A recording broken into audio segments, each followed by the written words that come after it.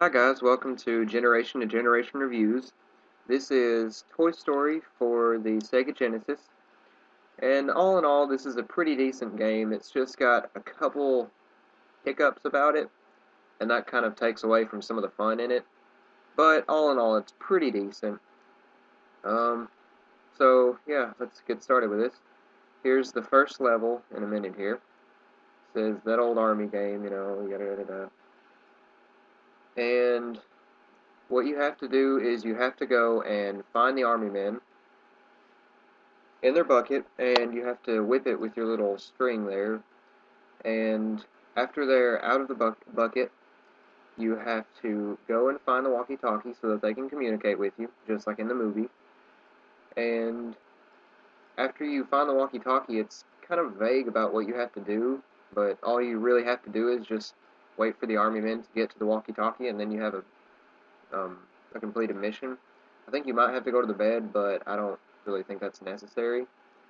Um, as you can see, the controls, I mean, they look good, and when someone's playing it, they look good. But when you're playing it for yourself, it's not the greatest, just because everything just feels it's really particular about everything. Like right there, I should have gotten that star when it first dropped down, but it had to make a bounce first because I don't know, it had to become a part of the game or something. I don't know. And it's really particular about landing and how high you can jump, and it's it's a good game, but these are some of the problems that kind of make it really aggravating at times, especially for these, platforming levels where you have to do something on a 2D plane, like this. It's not polished, and that really takes away from any of the fun that you're going to have in those levels, just about. And especially in this level. This level, you're racing Buzz to the bed, and this is his way of showing that he can fly, I think. It's something weird like that. It's one of the levels they added that weren't in the movie, or that wasn't in the movie. And here, these little hooks, you have to use your little string to, I don't know, pull yourself off of them, kind of swing by on them. And the way you have to do it, you have to be a certain height and you have to be a certain distance away from them so that the ring just catches it. If you try and do it any closer or any lower or any of that, it won't do it. It just won't, you won't connect with it. And while you're swinging, you can't change direction while you're in midair, and you cannot stop and kind of go back or anything like that. Which makes sense, but at the same time, it's really annoying on this level because there's so many enemies coming at you, bouncing up towards you, and, just kind of coming after you. And it really just, it makes it seem unfair, and if you're really trying to race Buzz, it's really unfair because you're having to get hit by every single one of them. And as you see there, on that string there that you're supposed to hang on to, you don't find out that you're hanging on to it until it looks like you're falling off of it. So it's not polished at all. And again, for some reason, this game has a lot of quirks, and as you just saw, Buzz just went swimming by in midair. I don't know why, but I think they thought it was a good idea or something.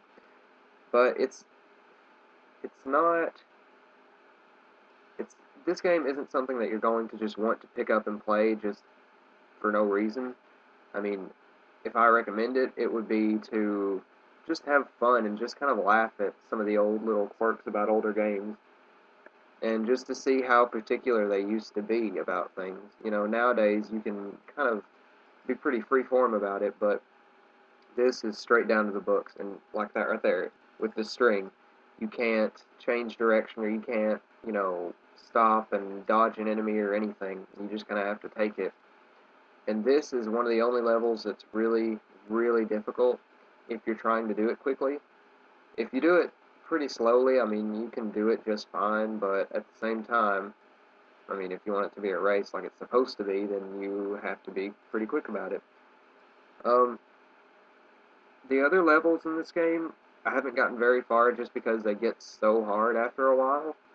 The other levels in this game, though, they're pretty unforgiving, and after each level, your health doesn't refill at all, and so you're just kind of left, if you end a game or end a level with only, one little health point or whatever, then you start the next level with only one as well. And this level is kind of odd. It's called Woody's Nightmare, I think. And what it is there's this gigantic Buzz in your nightmare who's shooting lasers at you. And as Woody, you're supposed to hit away these Dragon Ball looking things away from him and dodge his lasers.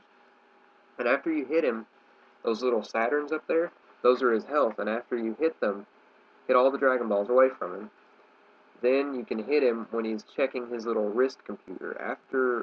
Before that, you can't hit him. If you hit him, it does no damage. It just kind of bounces him around a little bit.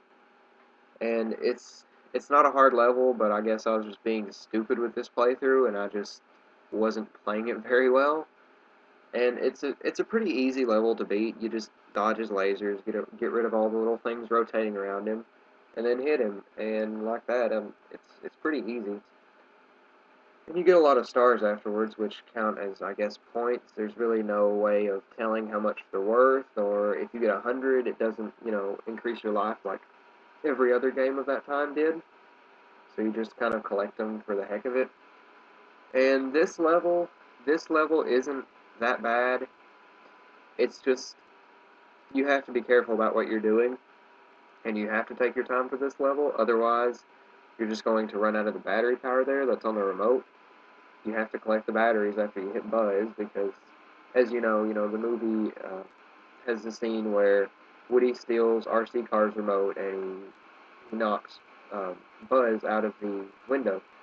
And this has the same concept, but in this one, you're just knocking him around the room a couple times, and then it shows, how it knocks him out the window somehow. And it's it's a fun level, and it's pretty easy, but you just have to be careful about how you do things. And you have to be careful about where you're steering and if you hit something, because if you barely clip something in the wrong way like that, then you'll just go bouncing around the place until you can gain control of it again, because, I don't know, it bounces you around a couple times and then you can't control it for a while.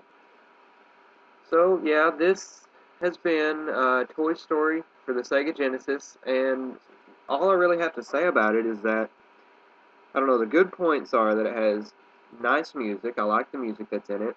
It's kind of funky at times, so it's kind of laughable. Um, it has colorful levels. It stays pretty faithful to the movie, minus a couple levels they've added that just kind of add, I don't know, more depth or more immersion to the story or something. But then again, the bad is, of course, the floaty controls, the annoying enemies, and the vague objectives.